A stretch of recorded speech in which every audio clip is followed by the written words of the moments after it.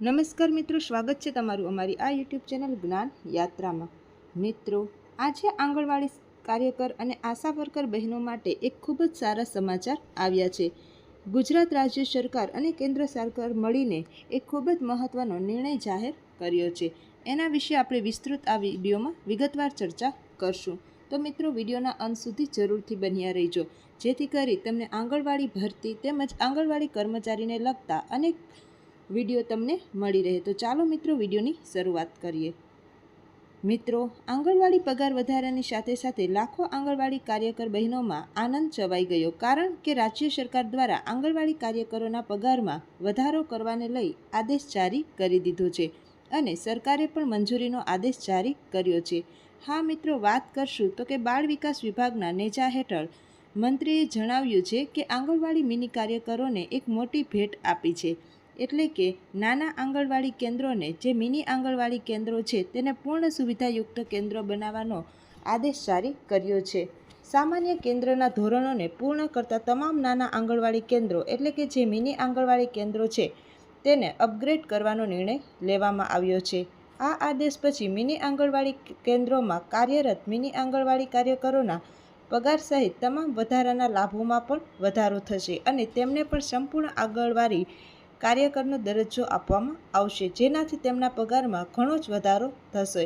ત્યારબાદ લાખો આંગણવાડી કાર્યકરો કે જે હાલના સમયમાં કાર્યરત છે, જેમાંથી ઘણી બધી નાની આંગણવાડી કાર્યકરો એટલે કે મિની આંગણવાડી કાર્યકરો છે અને આંગણવાડી કાર્યકરોની જેમ જ બધા કામ કરે છે, પરંતુ નાની આંગણવાડી કેન્દ્ર હોવાથી તેમનો પગાર અને લાભ ઓછો હોય છે। પરંતુ હવે સરકારે આંગણવાડી કેન્દ્રોને અપગ્રેડ કરવા અને તેમને સંપૂર્ણ આંગણવાડી કેન્દ્રો બનાવવાની મંજૂરી આપી દીધી છે।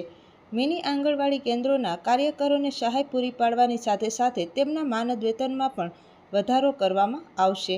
આમ હજારો મિની આંગણવાડી કાર્યકર બહેનોને હવે પૂર્ણ આંગણવાડી કેન્દ્રોમાં કાર્યરત જે લાભાકારી બહેનો છે તેમના જેટલો જ પગાર આપવામાં આવશે અને સાથે તેમને જે ભથ્થાઓ આપવામાં આવે છે, જે વિવિધ લાભો આપવામાં આવે છે, તે પણ હવે પૂર્ણ આંગણવાડી કાર્યકર બહેનો જેટલા જ આપવામાં આવશે। એવી આંગણવાડી કાર્યકરોના પગારમાં વધારો થશે।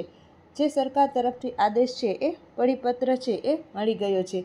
ત્યારબાદ એક કેન્દ્રીય બાળ વિકાસ મંત્રાલય દ્વારા એક આદેશ જારી કરવામાં આવ્યો છે કે જે મુજબ વસ્તીના આધારે મિની આંગણવાડી કેન્દ્રોને પૂર્ણ કેન્દ્રોમાં અપગ્રેડ કરવામાં આવશે। આ માટે સરકાર સ્તરેથી બાળ વિકાસ નિયામકને પત્ર જારી કરવામાં આવ્યો છે, જેમાં બાળ વિકાસ નિયામક દ્વારા જારી કરાયેલા નિર્દેશો પછી તમામ જિલ્લાઓમાં ગુજરાત રાજ્યના તમામ જિલ્લાઓમાં આ પ્રક્રિયા શરૂ કરી દેવામાં આવશે અને જેમાં આંગણવાડી કેન્દ્રોને અપગ્રેડ કરવામાં આવી રહ્યા છે। આંગણવાડી કેન્દ્રોના અપગ્રેડેશન પછી આ આંગણવાડી કેન્દ્રોમાં કામ કરતા મિની આંગણવાડી વર્કરોના માનદ વેતનમાં પણ વધારો થશે અને તેમને પૂર્ણ કાર્યકરના પદ પર પણ બઢતી આપવામાં આવશે। મિની આંગણવાડી કાર્યકરોના માનદ વેતનમાં વધારો સાથે આંગણવાડી સહાયકની પણ નિમણૂક કરવામાં આવશે।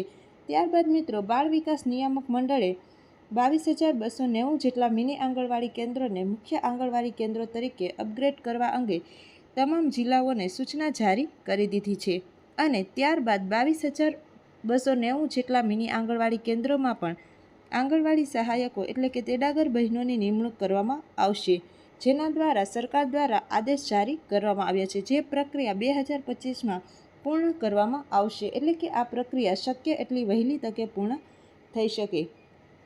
ત્યારબાદ મિત્રો, આ પ્રક્રિયા પૂર્ણ થયા પછી આંગણવાડી સહાયકોની નવી નિમણૂક શરૂ કરવામાં આવશે, તેમજ જે 22,290 જેટલા આંગણવાડી કેન્દ્રો છે કે જે મિની આંગણવાડી કેન્દ્રોમાંથી પૂર્ણ આંગણવાડી કેન્દ્રનો દરજ્જો સરકારના છે તે મિત્રો ધારાધોરણ મુજબ આપવામાં આવશે અને ત્યાં મિત્રો આંગણવાડી કેન્દ્રોમાં કામ કરતા મિની આંગણવાડી કાર્યકર બહેનોને મુખ્ય કાર્યકર બહેનો જેટલો જ પગાર અને લાભો આપવામાં આવશે અને સાથે ટૂંક જ સમયમાં ગુજરાત પ્રદેશના મહિલા અને બાળ વિકાસ વિભાગ દ્વારા 22,290 જેટલા સહાયક બહેનોની નિમણૂક પણ કરવામાં આવશે।